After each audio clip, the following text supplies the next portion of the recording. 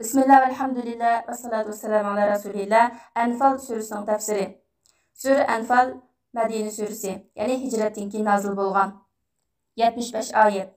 Surə Enfal Mədinə surələrindən biri olub, şəriətnin əhkam tərəflərinə alayda köngül bölgən. Bulubmu, cənglə və Allah yolunda cihad qilish aloqadar məzmunlarga alayda köngül bölgən. Bəzi cənglərdən keyin ko'rilgan askeri tərəflərni o'ngishgan.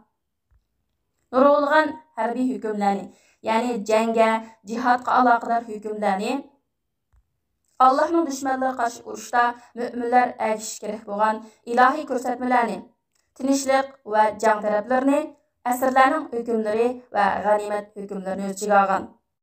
Bu muborak sura islom tarixidagi g'azotlarning tunjisi, Alloh subhanahu va taoloning qo'shinlariga g'alaba nusratning boshlanishi bo'lgan Badr g'azosidan keyin nozil bo'lgan. Şuna ba'zi sahabeler bu surəni Badr surəsi deb ataydı. Çünki bu surə Badr g'azosidagi voqealarni o'z ichiga olgan jangning tafsili liniyasini sizib bergan va musulmonning botur, mardu mardona bo'lishi, botil oldida tiz bukmasdan, shijoat bilan, jur'at bilan tavranmasdan mazmut turish kerakligini bayon qilgan.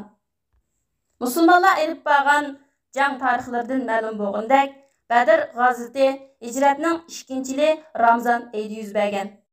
U haq bilan botil o'rtasidagi tajovuzchilikqa, zulmga qarshi va ojizligi ularni Makkada o'ltag'izib qo'ygan, ya'ni hijrat qilolmay qolgan. Alloh taologa yelinib, yalvorib turib, ularni aholisi zolim bo'lgan bu yurtdan chiqarish haqida duo qilib so'rayotgan ojiz erlar, ojiz ayollar, ojiz bolalarni qutqizish yo'lidagi tunji qatimliq kurash edi. Alloh taolo bu mazlumlarning yelinib qilgan duolarini ijobat qildi. Bu jangda mu'minlarning sonining oz bo'lishi, tayyorligining yo'q bo'lishi, kuch-quvvatining ojiz bo'lishi qaramasdan Alloh mu'minlarga g'alaba nusrat ato qildi. Bu jangda botil kuchlar, mayli botilning vaqti qanchalik uzun bo'lib ketsin, kuchi va hukmronlik qanchalik kuchayib ketsin, hamon bir kuni haqiqatning ulug'ligi, iymon quvvati oldida halok bo'lib yiqilganligini bilib oldi. Shunday qilib, Badr g'azoti mu'minlar uchun g'alaba nusrat, mushriklar uchun mag'lubiyat bo'lgan edi.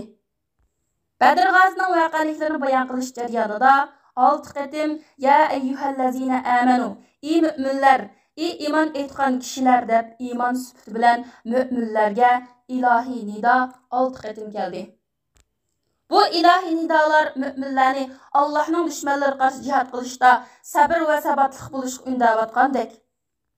Va ular buyurilgan bu taklifatlar ular zinnatlangan shu iymonning taqozosi ekanligi va ular erishgan g'alaba nusratning bo'lsa, ularning qurollarning ko'pligi yoki odam sonining ko'pligidan emas, balki iymoniy sababdan ekanligini eskartib o'tgandek qiladi.